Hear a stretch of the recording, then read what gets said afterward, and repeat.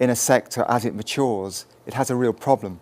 Because if you're saying that you want to be innovative and that requires one culture and structure, and then you therefore, if you want to remain in that sector as it matures, you've actually got to change your structures and your processes and your culture to become one that is focused on reducing variation and focusing on cost rather than encouraging variation and encouraging creativity. So companies can really have a problem there, because when we're talking about leadership, I think it was yesterday, we talked about the problem of change management. Companies can't be innovative one year and organic and fluid, and then the next year be bureaucratic, rigid and focused.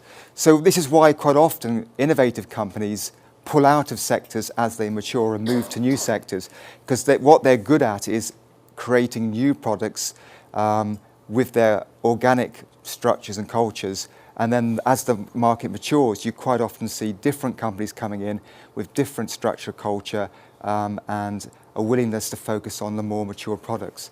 I mean, the people that produce computers like this today aren't those that innovated the products early on. Quite often these come from companies which, I mean, it's got Sony on here, but I doubt if Sony actually manufactures this. It's probably under, HP, you see HP badges everywhere. They don't actually manufacture, as far as I'm aware, computers anymore. I don't think HP has ever manufactured printers, yet it's one of the biggest printers. It's printers, it's got one of the largest shares in laser printers in the world, and has done for many years. I think it designs printers, but it doesn't manufacture them. So companies can get around that problem by outsourcing. Otherwise, if a company tries to have an organic culture and a bureaucratic culture within the same company, it creates all sorts of tensions. Yeah, there is a whole area which we don't have time to talk about today called the ambidextrous organisation, which is one that can swap over time between one culture and another, or manage two different cultures at the same time. And ambidextrous is writing with two hands, i.e. they are able to cope with this. And one of the things that Alan mentioned yesterday was paradox. And one word that if you look at management literature at the moment, increasingly a word you see is paradox, dilemma. Because what the MBA and many management textbooks have talked about is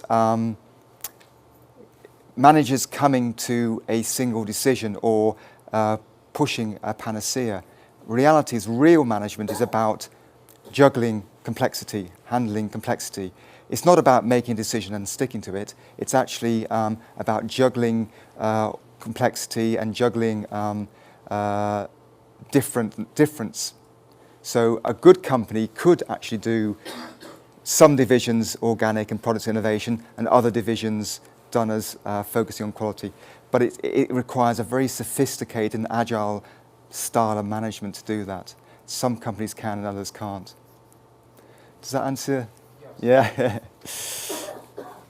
To what degree is innovation limited to larger organisations? I think that about that in the context of research and development, and also taking products to market. It's interesting that the question there was about whether basically is innovation only something that large companies, I guess, can afford? Yeah.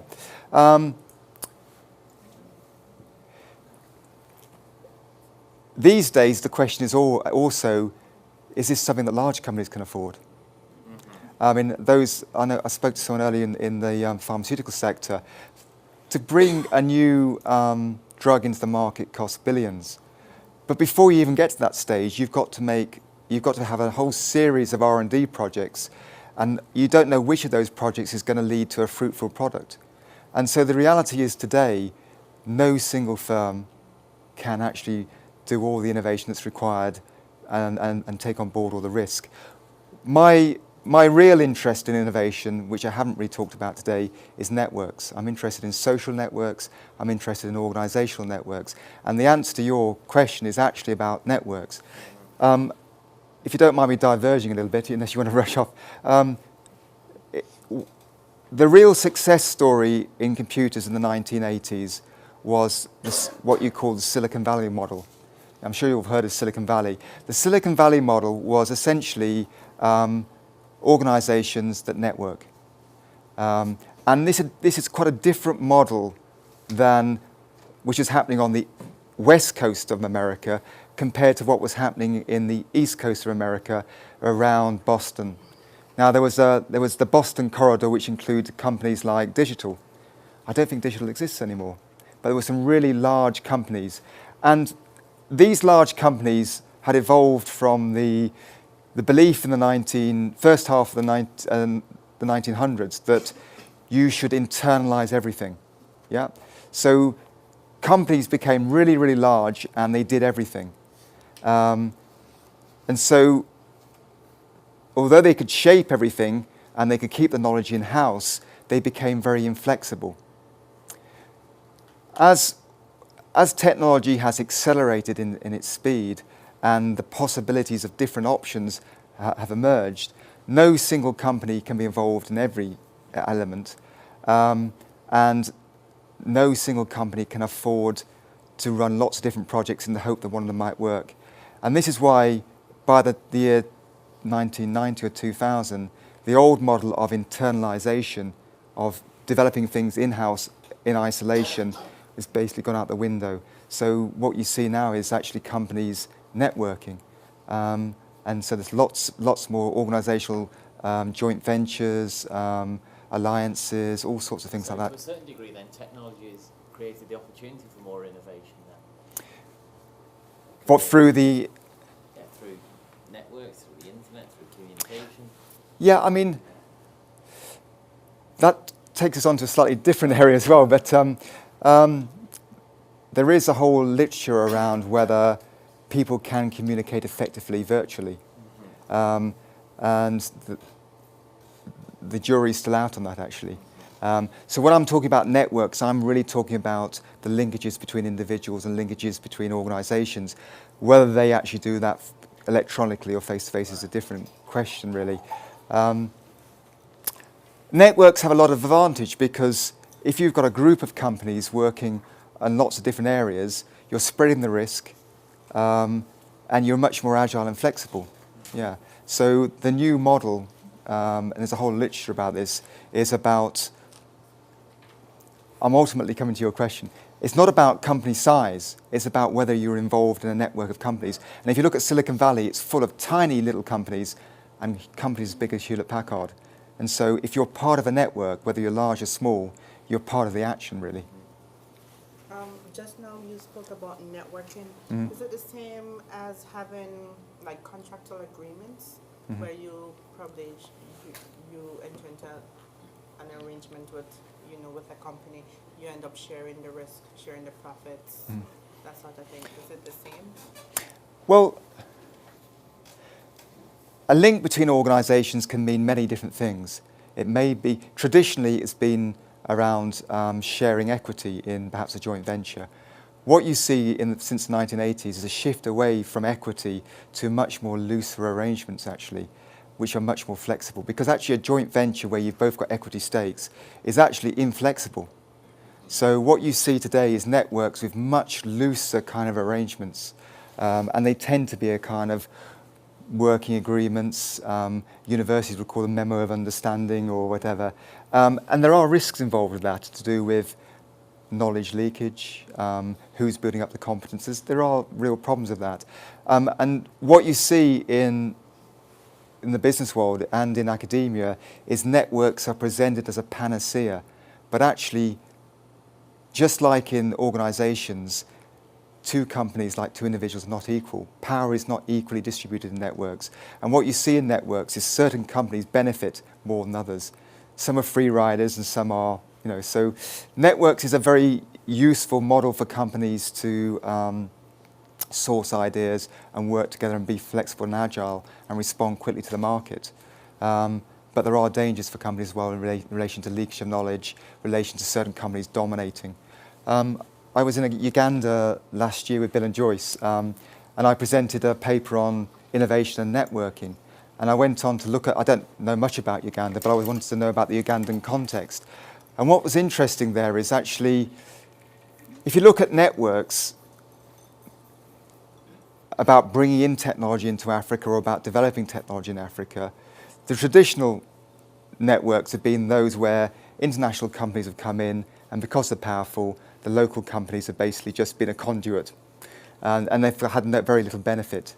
And that's starting to change now, where networks with African research centres and companies are actually becoming equal partners.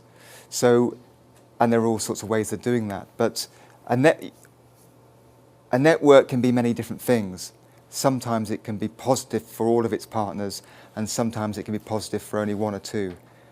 So organisations have to be careful about how they network and how they draw benefits from that. If you actually want to enter into a networking thing, like you said before, it can be beneficial for some, disadvantageous for others.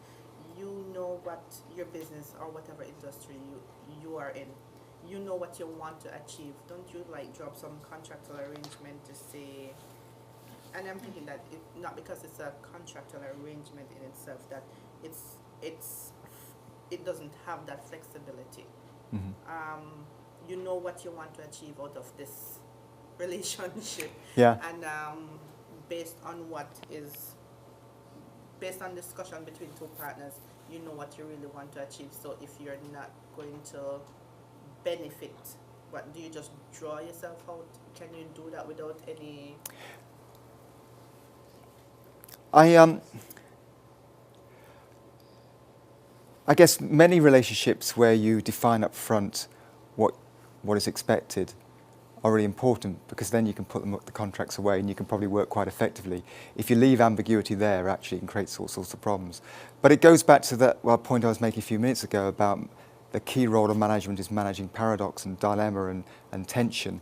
And actually, you know, if you lock yourself into long-term, very rigid contracts, then that becomes less of a network relationship. You lose all the benefits of the agility of a net relationship if you lock everything into contracts. So maybe sophisticated management probably wouldn't go down the rigid contract route. They would probably think about how they can respond to, in a dynamic way, to what is happening. So there is always this tension between protecting yourself by having these contractual lock-ins or whatever, but those then reduce all the flexibility and agility that you have from a network relationship. So it's trying to get a balance between those two things, really. And at the end of the day, you can't hide behind contracts. At the end of the day, relationships work or don't work because of the way that individuals operate in it. And when we're talking about contracts between organisations or networks, behind every contract and what makes it work or not is individuals.